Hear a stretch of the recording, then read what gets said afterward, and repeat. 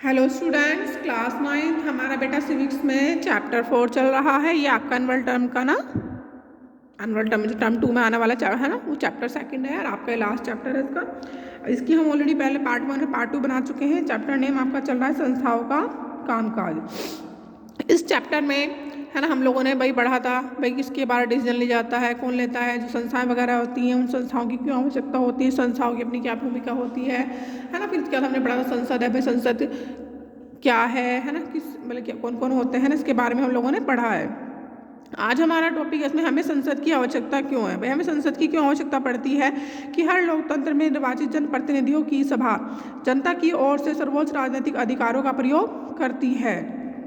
जो हमारे प्रतिनिधि चुने जाते हैं है ना, तो वो क्या करते हैं कि भाई यहाँ से हम लोगों के लिए जो चुने गए हैं तो वो हमारे लिए क्या करते हैं कि अपने राजनीतिक अधिकारों का प्रयोग करती है।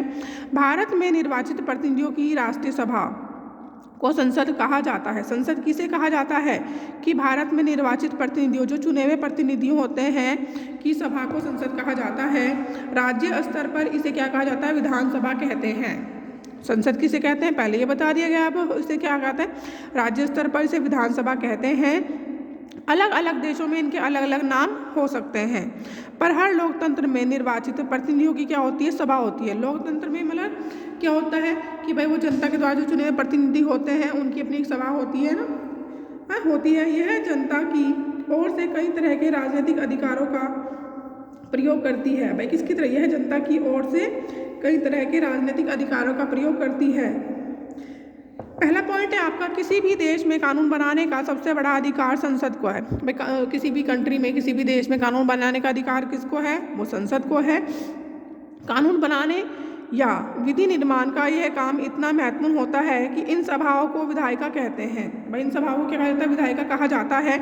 दुनिया भर की संसदें नए कानून बनाती है, मौजूदा कानूनों में संशोधन करती है या मौजूदा कानून को क्या करती है, ख़त्म कर उसकी जगह नए कानून बना सकती है।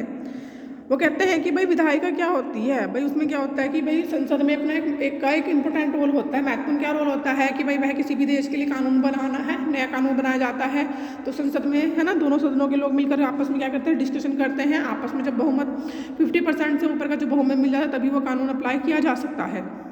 और या किसी भी कानून को हमें क्या करना है, उसमें कुछ समय के अनुसार उसमें कुछ चेंजेस लाने हैं या भाई किसी कानून को ख़त्म करना है, अब उसकी आवश्यकता नहीं है, तो वो सब यहाँ कहाँ पे कहते हैं, संसद में किए जाते हैं। चूँकि आधुनिक लोकतंत्र में संसद बड़ी महत्वपूर्ण भूमिका निभाती है। भाई संसद कैसी भूमिका निभाती है, महत्वपूर्ण भूमिका निभाती है।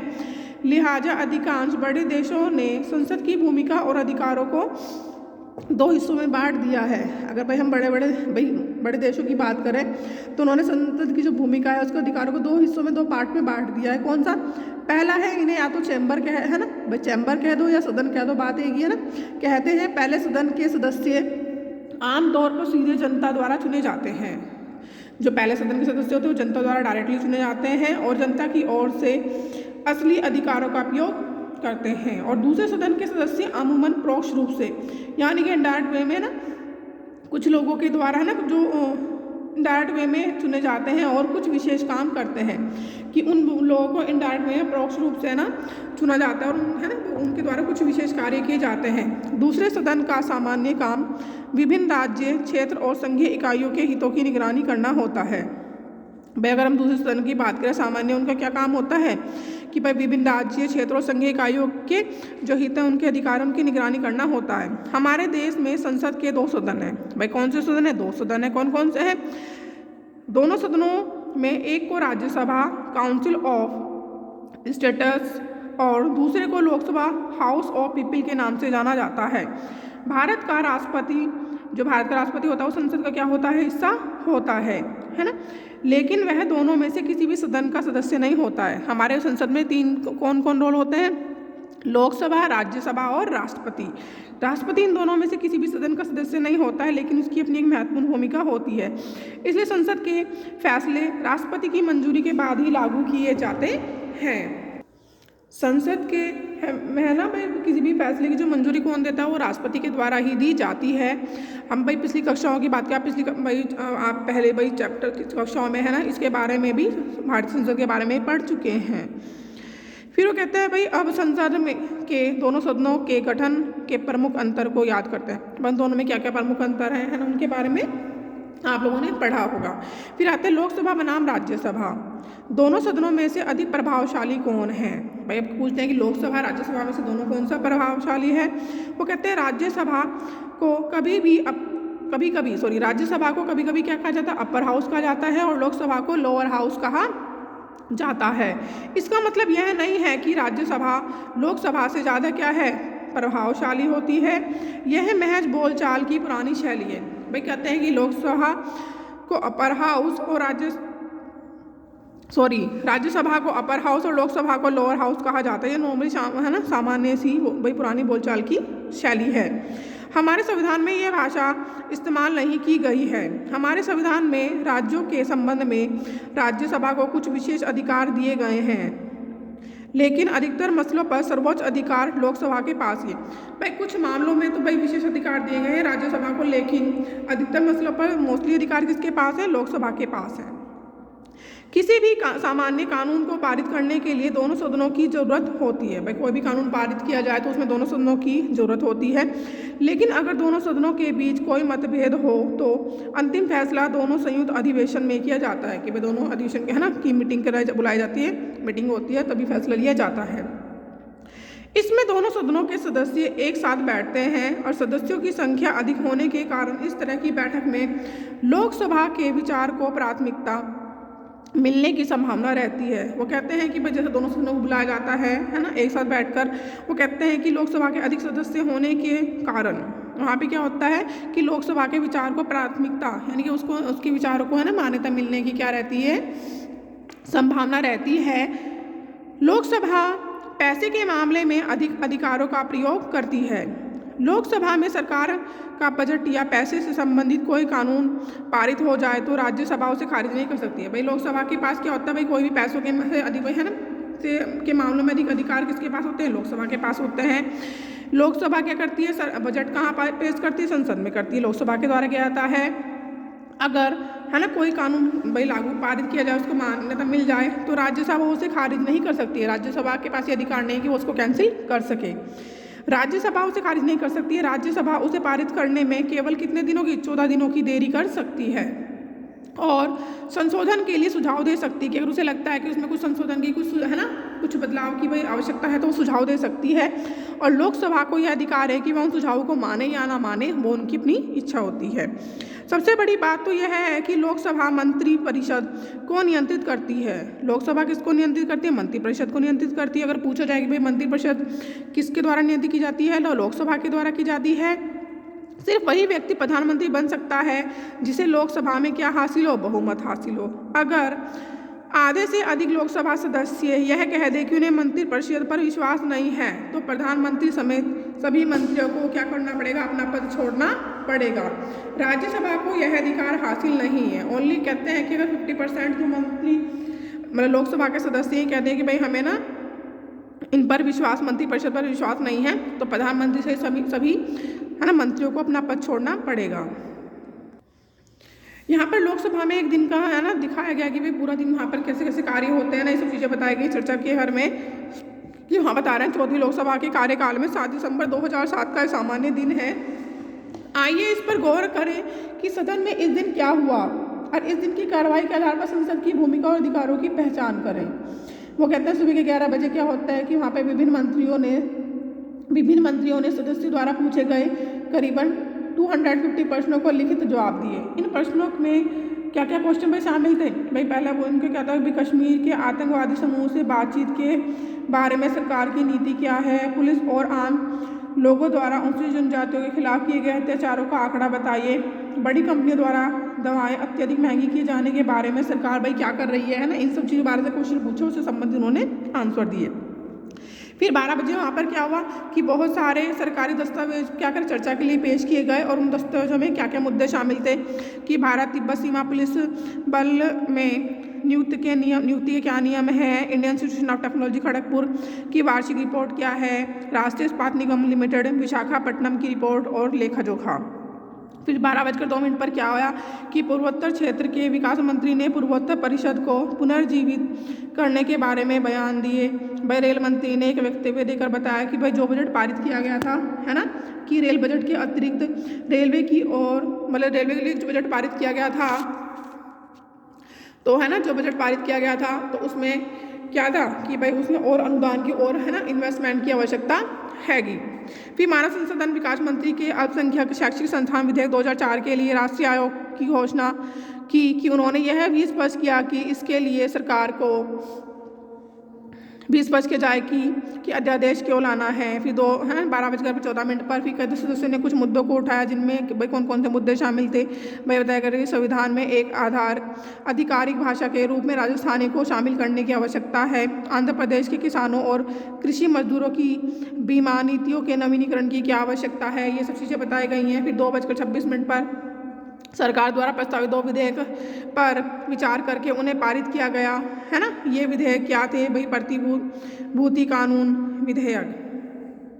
फिर 4 बजे क्या हुआ, आखिर में सरकार की विदेश नीति और इराकी स्थिति के संदर्भ में स्वतंत्र विदेश नीति जारी रखने की जरूरत पर लंबी चर्चा हुई। फिर 7:17 पर क्या हुआ, चर्चा समाप्त हुई। सदन अगले दिन तक के लिए क्या कर दिया गया, स्थगित कर दिया गया। आप इसे ना इस स्टेप को पढ़ेंगे, है ना, ध्यान से इसको स्टडी करेंगे। हमारा बेटा है राजनीतिक कार्यपालिका। भाई राजनीतिक कार्यपालिका हमारी क्या होती है? क्या आपको उस सरकारी आदेश की कहानी याद है है ना, जिससे हमने इस अध्याय की शुरुआत की थी? हमने पाया कि जिस व्यक्ति ने इस दस्तावेज पर हस्ताक्षर किए थे उसने यह फैसला नहीं लिया था, है ना, वह केवल एक नीतिगत फैसले को लागू कर रहा था जिसे किसी और ने किया था, और हमने यह फैसला करने में प्रधानमंत्री की भूमिका देखी थी। लेकिन हम यह भी जानते हैं कि अगर उन्हें लोकसभा का समर्थन नहीं होता तो वे फैसला नहीं कर सकते थे। इस अर्थ में वे सिर्फ संसद की मर्जी को लागू कर रहे थे। इसी तरह किसी भी सरकार के विभिन्न स्तरों पर हमें ऐसे अधिकारी मिलते हैं जो रोजमर्रा के फैसले करते हैं, लेकिन यह नहीं कहा जा सकता कि वे जनता के द्वारा दिए गए सबसे बड़े अधिकारों का इस रूप से इस्तेमाल कर रहे हैं या नहीं। देखो, जैसे बताया गया है कि भाई राजनीतिक कार्यपालिका क्या होती है कि भाई जब चैप्टर शुरू किया गया था तो, है ना, स्टार्ट के दस्तावेज से शुरू किया गया था, उसके बारे में बताया गया था कि भाई किस तरह से कोई किसी भी मुद्दे पर, किसी भी मामले पर फैसले जाते हैं ना, वो सब चीज़ें बताई गई थी इसमें। इन सभी अधिकारियों को सामूहिक रूप से कार्यपालिका के रूप में जाना जाता है। वो कहते हैं कि जनता के द्वारा दिए गए सबसे बड़े अधिकारों का इस रूप में इस्तेमाल कर रहे हैं। इन सभी अधिकारों को सामूहिक रूप से क्या कहा जाता है? कार्यपालिका के रूप में जाना जाता है। सरकार की नीतियों को कार्य रूप देने का कार्य इन्हें कार्यपालिका कहा जाता है। भाई सरकार के द्वारा जो किसी भी नीति को कार्य रूप देने का कारण है, क्या कहते हैं, देने के कारण इन्हें कार्यपालिका कहा जाता है। इस तरह जब हम सरकार के बारे में बात करते हैं तो हमारा तात्पर्य आमतौर पर किससे होता है? कार्यपालिका से ही होता है। राजनीतिक और स्थायी कार्यपालिका। किसी लोकतांत्रिक देश में कार्यपालिका के 2 हिस्से होते हैं। भाई किसी भी अगर हम कंट्री की बात करें तो वहाँ पे कार्यपालिका के दो हिस्से होते हैं। पहला है जनता द्वारा खास अवधि तक के लिए निर्वाचित लोगों को राजनीतिक कार्यपालिका कहते हैं। राजनीतिक कार्यपालिका किसे कहा जाता है कि भाई जनता द्वारा एक खास अवधि, एक टाइम बाउंडेशन है ना, एक टाइम की लिमिटेशन होती है, उसके लिए किसी व्यक्ति को निर्वाचित किया जाता है, उसे राजनीतिक कार्यपालिका कहते हैं। ये राजनीतिक व्यक्ति होते हैं जो बड़े फैसले करते हैं। दूसरी ओर जिन्हें लंबे समय तक के लिए नियुक्त किया जाता है उन्हें स्थायी कार्यपालिका कहते हैं। पहली बताई राजनीतिक कार्यपालिका और दूसरी है स्थायी कार्यपालिका, कि उन्हें लंबे समय के लिए क्या कहते हैं? नियुक्त किया जाता है। उन्हें स्थायी कार्यपालिका या प्रशासनिक सेवा कहते हैं। लोक सेवाओं में काम करने वाले लोगों को सिविल सर्वेंट या नौकरशाह कहते हैं। जो लोक सेवाओं में काम करते हैं उन लोगों को क्या कहा जाता है? सिविल सर्वेंट या नौकरशाह कहा जाता है। वे सत्ताधारी पार्टी के बदलने के बावजूद भी अपने पदों पर क्या रहते हैं? बने रहते हैं। भाई वो एक फिक्स होते हैं, स्थायी होते हैं, उन्हें एक लंबे समय के लिए अपॉइंट किया जाता है। अगर कोई पार्टी आज पार्टी वो वर्किंग में है, कल उसकी जगह पर कोई दूसरी पार्टी आती है, उससे कोई फर्क नहीं पड़ता है, वो अपने प्लेस पर अपॉइंट रहते हैं। ये अधिकारी राजनीतिक कार्यपालिका के तहत काम करते हैं। कौन सी? भाई राजनीतिक कार्यपालिका के तहत ही काम करते हैं और रोजमर्रा के प्रशासन में उनकी सहायता करते हैं। क्या आप कार्यालय ज्ञापन के मामले में राजनीतिक और गैर राजनीतिक कार्यपालिका की भूमिका के बारे में कुछ बता सकते हैं? मंत्री किसी नौकरशाह से ज़्यादा प्रभावशाली क्यों होते हैं? नौकरशाह अमूमन क्या होते हैं? जो नौकरशाह होते हैं, जो अपॉइंटेड व्यक्ति होते हैं, वो है ना अधिक शिक्षित होते हैं।